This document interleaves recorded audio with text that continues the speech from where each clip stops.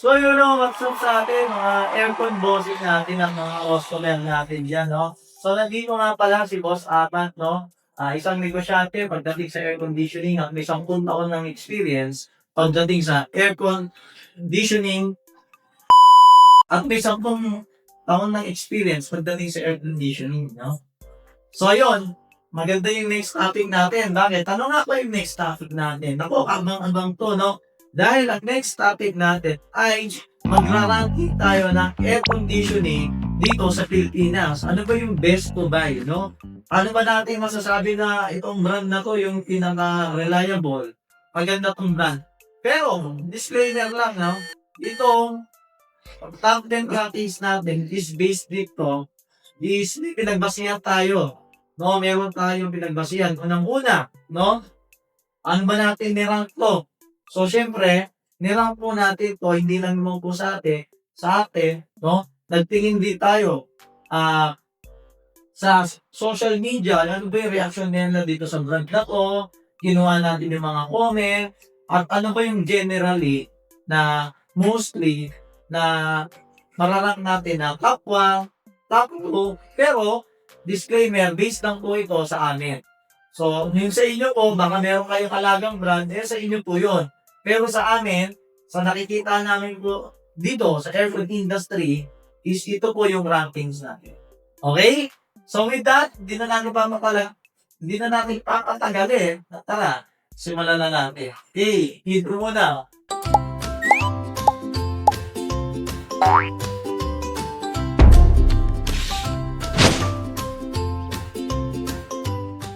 Ngayon, kung magtatanong ka sa mga salesperson, sabihin mo, Sir, ano ba yung magandang aircon? Ano ba yung best to buy na air conditioning? Siyempre, ang unang i-recommenda nila, I'm sure, kung ano yung hawak nilang brand o kung saan sila kikita. O saan yung mas mataas na komisyon nila? Yun yung ibig sabihin po natin. At meron naman kayo makikita pag naghanap ka sa social media, sa Google man yan, may makikita kayo ng isang magandang aircon. Ayun po, sponsor. Kaya nyo po siya nakikita yun yung ranking na tawag dito, bayad po yung nakita nyo. Ibig sabihin, may rank na number 1 dahil binayaran po siya, no? Pero dito po, sa i-ranking po natin, wala po akong bayad ng mga brands po na babanggitin po natin, no? So ito is personal lang po na sa aming content, sa personal knowledge po namin, dito po yung top 10 na rankings para sa amin. Yung sa inyo lang po yun. Okay? So with that, huwag na natin patagalin, and let's go. Meron tayong top 10 na best to buy na aircon dito sa Pilipinas. Okay? So sana wag magalit yung ibang brand dyan na hindi ko mababanggit, ha. So lahat naman po ng aircon sa Pilipinas is magaganda. Itong top 10 lang guys para po ito sa mga buyers natin na kung gusto nila sundin tong mga top 10 natin, okay din. Kung hindi, okay lang din kasi bawat tao may kanya-kanyang perspective, no? So sa amin ito, so sinishare din namin sa inyo. Bakit? In the perspective na nagdi-dealer, nagbebenta ng aircon, nagre-repair. So ito po yung para sa amin, yung top 10. Okay, ano nga ba yung number 10 mo na? Pero bago yung number 10 pala, no? Ano ba yung pinagbasihan natin dito? Unang-una, check natin yung after sales. Itong brand ba na to na mamimili natin, mabilis ang after sales, mabilis pa sila mag-response. So, doon po tayo bumabase, no? Doon sa brand na mababanggit natin. Pangalawa, no? Yung brand ba na to, yung may tinatawag na brand reliability. Ibig sabihin, gaano ba katagal masira yung aircon na to sa loob ng 1 hanggang 3 taon? O may 1 taon pa lang, sira na sa mga to. 2 taon pa lang. So yun po, no?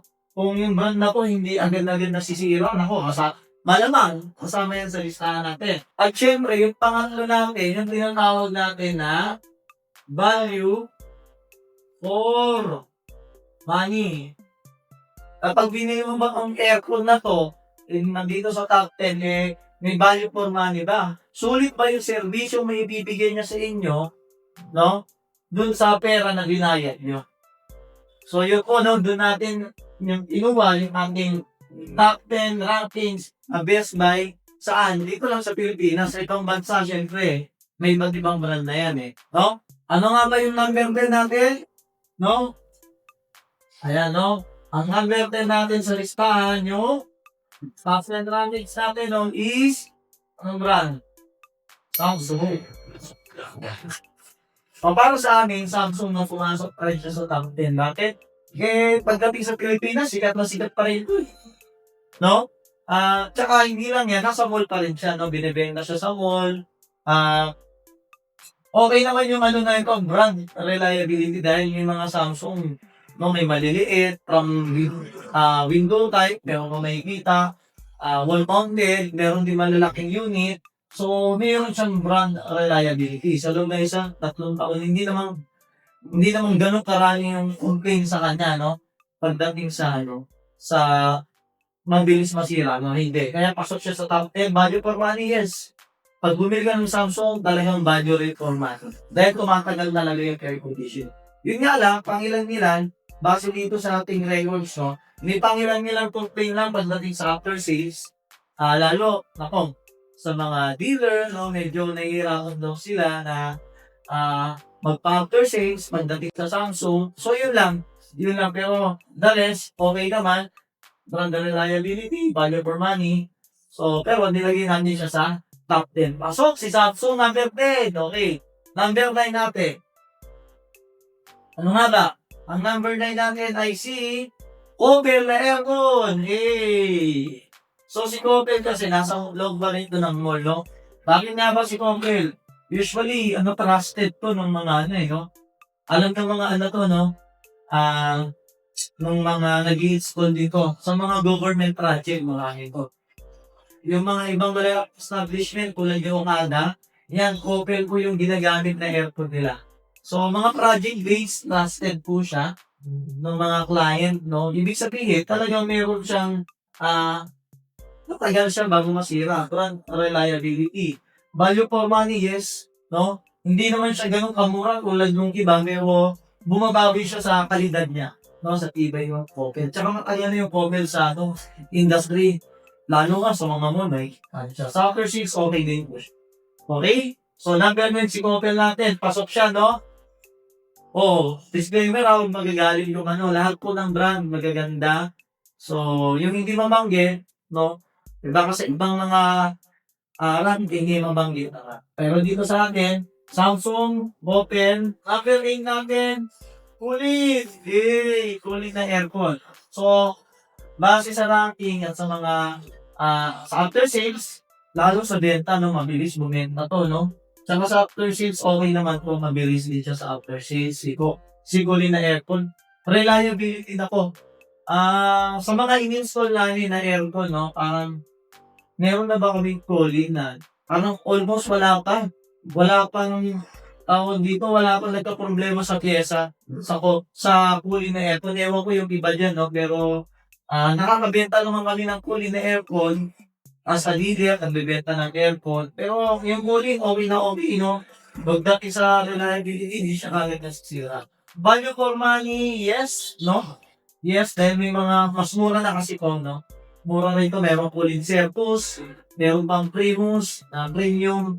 So, value for money, yes. So, number 8 sagot siya. Approved day cooling. Number 7. Number 7 natin. Okay, number 7. Number 7 natin, si TCL na aircon, no?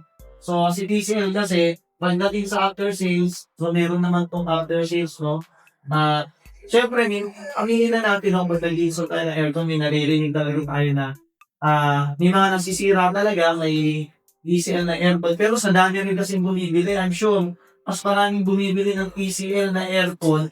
Sa akin nagbebenta ng aircon, ewan ko sa iba, no? Mas maraming bilang na bumibili ng aircon ng TCL kaysa dito sa nabanggit ko ngayon, sa nauna. So that's why, sa rin ng kung bakit mas may dami rin na may complaint kay TCL. Bakit? Sa dami ng ng mga bumibili ng aircon na TCL din. No? Sa dami ng numbers. Brand ng reliability, matagal na rin ng TCL. Hindi lang siya air conditioning, no? Meron din siya iba't iba. May TV, yan, siya. No? At syempre, hindi lang yan. Nakupunta tayo sa factory ni TCL. nung nakaraan lang talagang ang ganda ng pagkakagawa. Si TCL mismo ang gumagawa ng air conditioning nila. May sarili silang pagawaan. Value for money ito. Malamang, bakit siya number 7? Kasi yung value for money. Sobrang mura ni TCL. No, mura ni TCL. Sa presyo niya, sa kalidad niya, nandun yung value for money. Malamang kaya ka siya number 7, nauna siya ng konti dito, dahil siguro sa value for money. No? Mura siya, pero pagdating sa mga residential na clients, ang daming accessorization. No? Number 6, Mitsubishi na aircon. Ako, ito na. Parang dito, parang ano na, patibayan na ng patibayan na. Mitsubishi ng aircon. Ako, ito, mostly sa mga projects dito, no, mga Mitsubishi ng aircon. After sales, nako, may kwento kami dyan, no, yung Mitsubishi na aircon, meron kami in-install na Mitsubishi. Tapos, nagka-problema siya parang sa, ano siya, nagka-problema sa compressor, no, nung, sa compressor ta or sa TCB, kasi sa client kami na gano'n, nagka-problema. Kinontak lang namin sa Mitsubishi, ang bilis. Parang kinabukasan lang, kapag na report namin, dumating na kagad to. So pagdating sa after sales, sa amin, no, nasa-servisyohan niya kagad yung mga client natin. One day lang, kinabukasan, pinuntahan kagad ng technician ni Mitsubishi. Tapos yun, nakapag-recommenda na napapalitan, na-approve na kagad, tapos pinalitan namin yung pyesa ng kompreso or yung PCB natin na pinalitan doon. So, kaya approve na approve tayo dito kay Mitsubishi, kaya pasok siya dito sa number 6. After sales, ako, dito siya panalo. Brand reliability, yes, talagang mag-ibay. Value for money, yes, palinin natin, no? Hindi mo siyang pwedeng itapat kay TCL dahil medyo, ano talaga to? Ano to? Japan to, no? Talagang matibay na brand to. Ito, mas mura, mas street fighter siya sa presyo, no? So, hindi natin siya pwedeng ipagtapat dahil ibang-iba. Pati si, Kulin, ha? Sa amin, ito lang yung ano namin, ha? Si Kulin, si Coppel, yes, aminin natin, no? Kung sa akin, mas okay si Colin, si Coppel, sa amin, ha? Sa reliability, no? Pero pagdating sa value for money, medyo dito lang lumamang si TCL. Okay, kaya siya number 7. Okay, number 5. Ano ba number 5 natin? Ang number 5 natin sa listahan, Midea. Naku, Midea na aircon. Bakit siya number 5, value for money? Sa amin, nako, sa stock namin, sa air conditioning, sa warehouse, ang daming stock namin na ito, Midea, TCL, talagang yan yung magiging aircon talaga. Bakit? Marami rin natiniwala sa customer. Marami rin bibili ng Midea. Dahil din sa mga features niya na black pins, no? Hydrophobic features niya. At saka syempre, value for money. At yung Midea matagal na rin sa industry. Maganda rin yung pagkakaluwa sa brand niya. Tsaka, value for money talaga. Yun talaga yung pumasok kay Midea, no? Number 4. Latin na yung top 1, ha? Sino kaya top 1? Abangan nyo. Okay? So, number 4 natin, ako, one of the trusted brand, Panasonic. Ito, no? Honest to goodness, nag-install kami ng aircon Panasonic. Sa 10 years namin sa industry, siguro meron lang pa rin isa. Isa lang nagka-problema. Sub-dealer pa yun, hindi pa sa amin. No, ganun katibay yung Panasonic. Sa end user namin, yung direkta na umorder sa amin, walang nagka-problema na Panasonic. Meron lang, cleaning. Natural naman yun eh.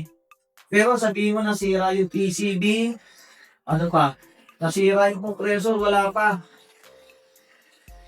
Meron lang complaint doon sa isa namin, no, sa dealer lang namin, na sa Panasonic. Pero talagang sa tagal na namin yun lang. Other than that, wala nga. So ganun matibay. Dito, hindi siya value for money yan. May value for money. No? Hindi naman kasi ito pamurahan eh. Hindi. Pagdating mo sa brand reliability, sa tibay, sa after sales, panalo talaga. Panasonic talaga. No? Tsaka magagaling ng mga service center ng partner nilang service center si Panasonic. No? Value for money, aminin natin, no? Hindi mo may kukunder yan kay TCL, Hindi mo may compare kay Kulit, kay Samsung yan. Mataas ang presyo ni Panasonic. Pero saan siya bumabawi? Brand reliability after sales. Kaya masusyat sa atin siya sa number 4. Number 3, ano ba? Number 3, malapit na ang number 1. Number 3 natin, LG. Asok sa LG, no? Top 3. Top 3 brands. No, base sa atin, sa All About Aircon, top 3 brands natin, LG. Bakit LG sa Pilipinas? Siyempre, LG, matipid daw sa kuryente dahil dual inverter. Ito yung marketing nila. At siyempre, hindi lang yan ang papanoon sa Pilipinas, isang problema pagdating sa air conditioning, kuryente. So, isa sa tinitignan ng mga customer, yung matipid sa kuryente. So, kaya doon pumasok si LG sa value for money, syempre, brand reliability, matibay ito, matagal na sa industriya. LG, pag LG automatic may aircon, LG automatic may TV, LG automatic may tawag dito, washing machine. So, wala, matibay, matagal na sa industry ko. At base sa ating survey, no, dito sa Pilipinas, matibay na matibay dito, mabilis din ang after sales service nila, pinupuntahan din talaga ng mga LG, no? Pag nagkaroon ng problema yung aircon. Okay? Top 2. Top 2 na natin. Ano yung top 2 aircon natin? Magandang brand to, no? Japan brand. Ano to? Letter D. Daikin. Daikin na aircon. Yun. Dito wala akong masabi, no? After sales Daikin, wala akong masabi. Sobrang ang bilis. After sales, kahit saan dako ka ng Pilipinas, Luzon, Visayas, Mindanao, minsan kasi, yung ibang brand, hindi yung problema. Yung may hirap, yes, sa Metro Manila, meron na. Pero yung ibang brand, hirap i-access yung mga after sales service. Ibig sabihin, yung mga piyesa nito, pag nasira yung PCB, yung compressor, pukunin pa saan? Sa Metro Manila. Pero pagdating sa mga probinsya, medyo mas matagal. No? Pero pagdating kay Daikin, ako, marami tayong mga kakilala sa iba't ibang dako ng Pilipinas na kahit sila nagsasabi na ang bilis ng after sales service ni Daikin. Readily available yung mga parts niya dito sa Pilipinas. No? Yun po. Brand reliability, matibay si Daikin. After sales niya, yung mga parts, after sales service niya, meron silang time frame, pinupuntahan kagad nila. Kapag reporting, dapat pumuntahan din agad nila yung concern ng ating mga customer. Kaya, top 2 si aking Daikin. No?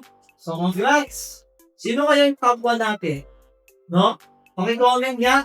So, sa mga customer natin, mga ka-ISV natin dyan, comment down below lang, no?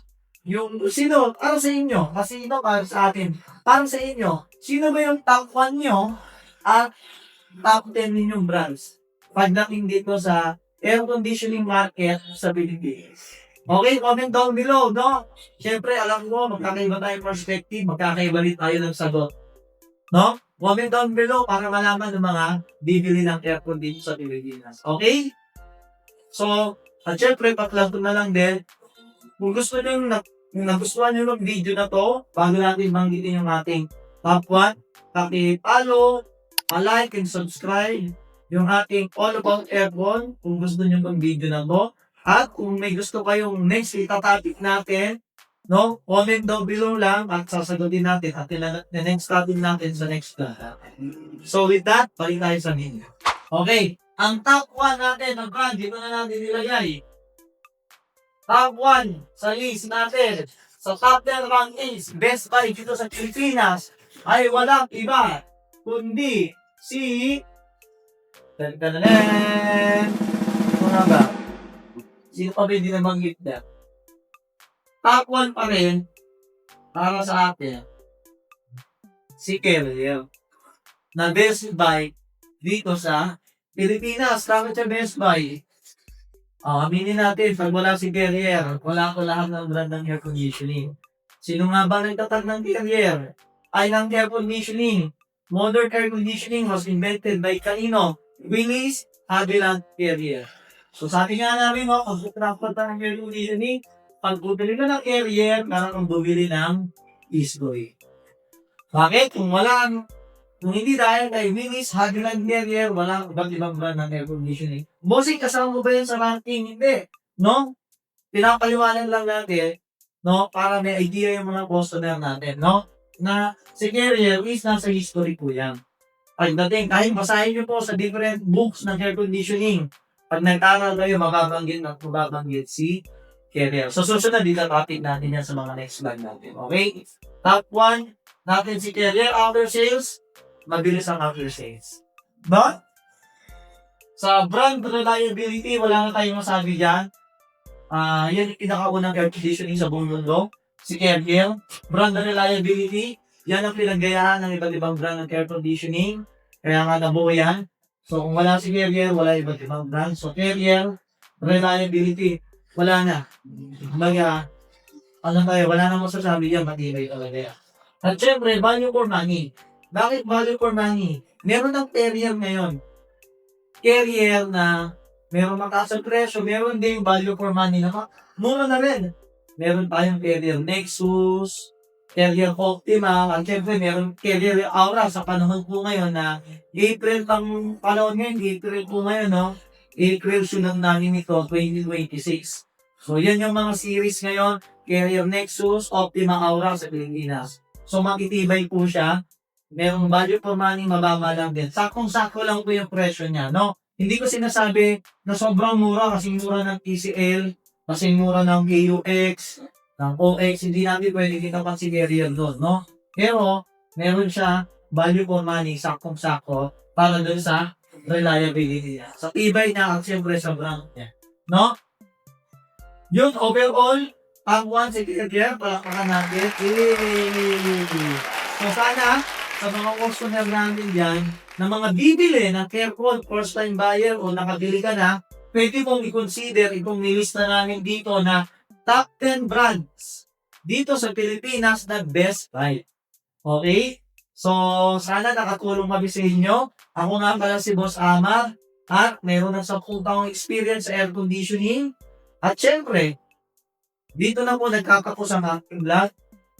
Comment down below, follow, subscribe, and share po kung nagustuhan nyo po itong video na to.